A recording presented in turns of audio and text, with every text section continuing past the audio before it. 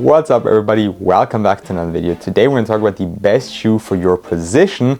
Before we start, just keep in mind that every shoe can be worn for every position. It really comes down to play style way more than it comes down to positions. This video is just a general guide and based on traditional play styles, so a point guard being short and fast and a center being a big, heavy back to the basket guy.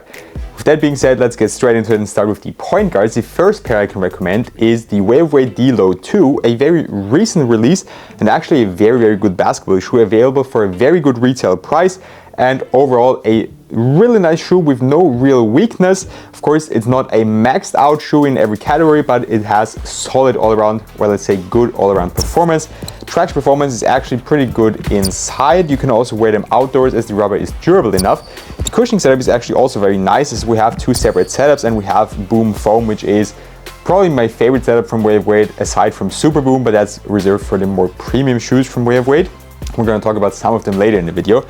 The support features are heavily improved compared to the Delo 1, so these are way harder to flex. The midfoot is way more stable. They added a Pro lock system and the materials are nothing all too crazy but get the job done, all synthetic, and they need a little bit of time to break in, but I think there's some very cool colorways available and good retail price, and the fit is actually also okay for wide footers, which is also a change compared to the Delo 1s. The next pair I want to talk about also wasn't in the last time I did this video. The Jordan Luca 5. These are more for like a little heavier guards that want more cushioning, but are a very comfortable shoe for me, so I like to hoop in them a lot. The one thing right off the box that I want to say, get at least a half size up. These run short. You can even go a full size up if you want to have more room in the toe box area. Width wise, they're actually very nice, especially because the material is very soft here on the side. There's a little cutout, so if you have a wide midfoot, your foot can actually go out a little bit because it's just like this soft mesh material. For the other performance factors, my favorite thing is definitely the cushioning setup. Full length zoom strobel, my favorite setup from Nike, and very comfortable. Good bounce as well, good impact protection, and still not too high off the ground. The traction performance is also very good. They grip an indoor court very well. Might work outdoors, but I'm not too sure about the translucent parts here on the outside, and the support features are also good. Plus the materials are nicely padded, so it's a very comfortable shoe. Now the last pair I can recommend for point guards is the ANTA Kai 3. Those were in the video last time as well. Still a really good pair, all around good performance, similar to the Delo 1s, but slightly better in terms of cushioning and support. You can really see it's very thick midsole. The traction performance is very good, and then right here we have a carbon fiber midfoot shank plate, which is just amazing given that the shoe retails for around $130. By the way, you can find affiliate links to all my partner stores in the description box down below, as well as some codes with which you can save.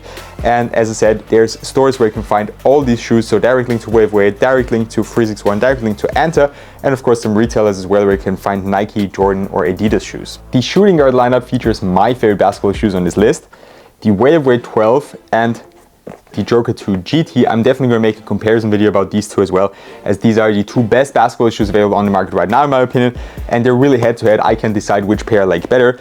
So for both, traction performance is very good, actually pretty phenomenal, sticks to the court very well. I heard some comments that the Wörthersee 12, the forefoot part doesn't grip as well. It hasn't happened on my pairs. I'm getting a few other colorways as well. Let's see if I ever have that issue, but so far not at all. Cushioning setup is goddamn amazing, Super Boom, and you have a carbon fiber plate in the middle, which makes this shoe still very light yet still bouncy and extremely supportive. And the materials here are on this colorway are all synthetic, very soft, but still contain your foot very well. In my opinion, this is kind of like a Kobe 6, but just a little jacked up, so like on steroids. And it's very similar for the Joker 2 GT. They are also still very lightweight, have an amazing traction performance, amazing grip for real, like almost even too hard. Last time I recorded a traction test and almost rolled my ankle in them, that's how good it is. The cushioning setup is also really good, very bouncy. You can see it here on the medial side a little better. We also have a carbon fiber midfoot shank plate. It's actually aerospace grade carbon fiber, dual cushioning setup. Diamond shell upper that's injected with TPU foam, so it gives you more support but not in all areas. That doesn't restrict movement or press into your foot. And just I can show you a close-up, very soft, very comfortable. Also I really like the fluffy laces and the padding, so also a really comfortable shoe. And the great thing is both are also decent for wide footers. And the last pair for shooting guards, the Don't Issue 7. These have been a constant in my videos as they're still a hell of a performer, and I really like almost everything about them. Just be sure to wipe if you're on dusty courts, as the traction performance isn't the best. If it's very dusty, it can be slightly inconsistent. Cushioning is nice, a really thick slab of Lightstrike Pro, if I'm not mistaken. Give me a second. Yes, Lightstrike Pro. I always get mixed up a little bit with all the cushioning setups. In the forefoot, you're lower to the ground. The heel, you've got great impact protection. Overall, a lot of padding as well in the shoe, a lot of comfort, and the support features are also good with this kind of weird disconnected midsole or outsole, and this shank plate that goes here up to the side. Can leave the zipper open or closed, doesn't really make a difference. Only downside is that breathability is terrible. For small forwards, I can recommend the 8085 Ultra Volume 2. They have a Super Boom drop-in midsole. Now here we have the Super Boom cushioning I talked about with the Dealer 1s, just like we had on the Waveweight 12s. Really nice drop-in setup, probably the best drop-in midsole shoe on the market right now. Also a decent retail price, around 140, 150. I think that's really good for what you get from the shoe. A nice outsole as well, not the most durable for outdoors, but we have a carbon fiber midfoot shank plate. We have a heel counter, a nice lacing system, so they are very supportive. The only reason I don't play as much in them is because they're pretty narrow and I have extremely wide feet. A shoe that fits me way better is the Adidas Harden Volume 10. Give them some time to break in. They're extremely supportive. They have a nice and balanced cushioning setup, very responsive in the forefoot. Good and solid traction performance, also wipe on dusty accords.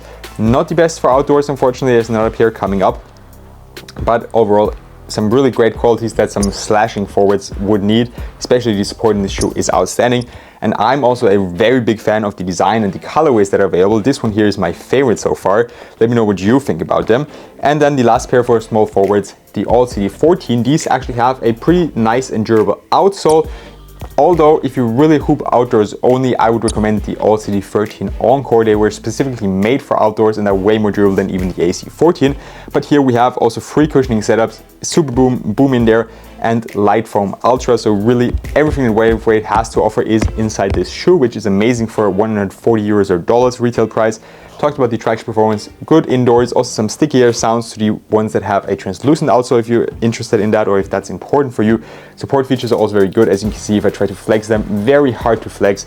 Good rebound as well. So a very nice shoe. My only point of critique would maybe be the materials, as they are quite stiff right out of the box. I haven't worn this colorway as much, especially this area here on the lateral side of the shoe. It does take some time to be broken in. And now last but not least, for power forwards and centers, I actually decided to put these two in one part for this video, simply because these are the two positions the furthest away from my position or my play style.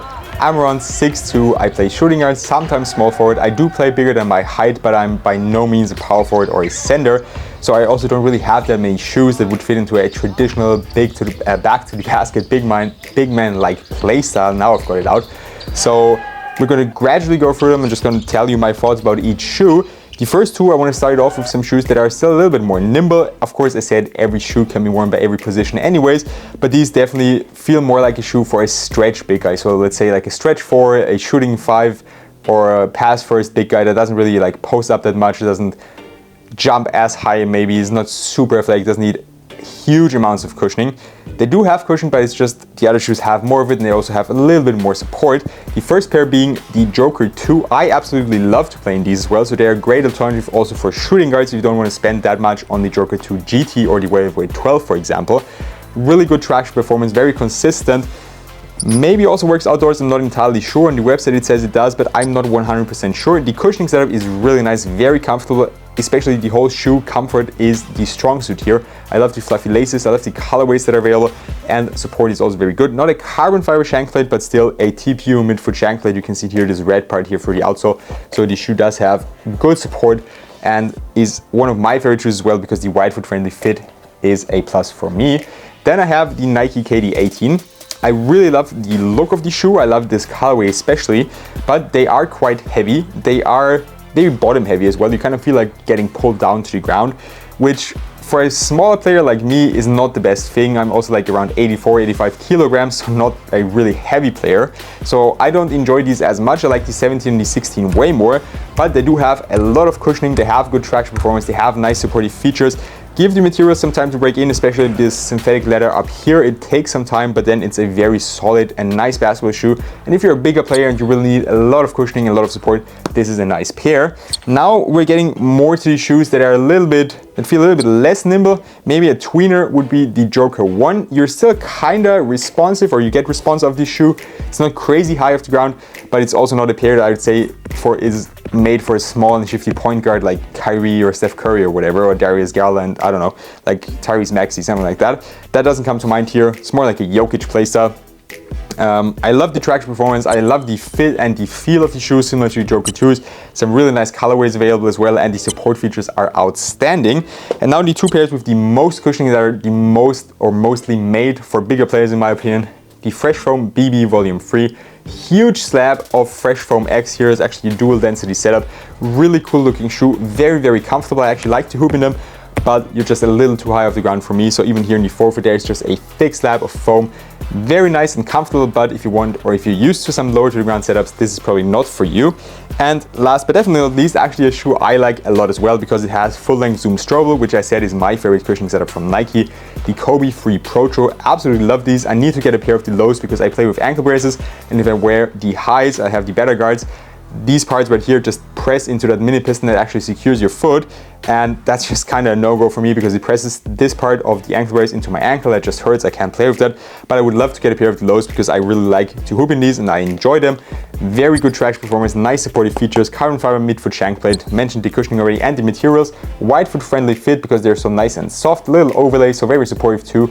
Takes a little bit of time to break in. It's synthetic leather, it's not real if you're wondering. There's some extra lacing systems available, so I really enjoy playing them. You can definitely give them a try, and I think they're awesome for bigger players because, as I said, very supportive and very comfortable. That's all I have for you today. If I missed any pairs, let me know down below. Of course, I haven't tested every pair on the market so far, but as I said, just comment down below if there's any other shoes I should try, if there's any pairs I have missed, if you don't agree with me, whatever. If you agree with me, I'd like to hear that as well, of course. And as always, I'd really appreciate it if you could leave a like and subscribe to my channel. Have a good one and see you next time.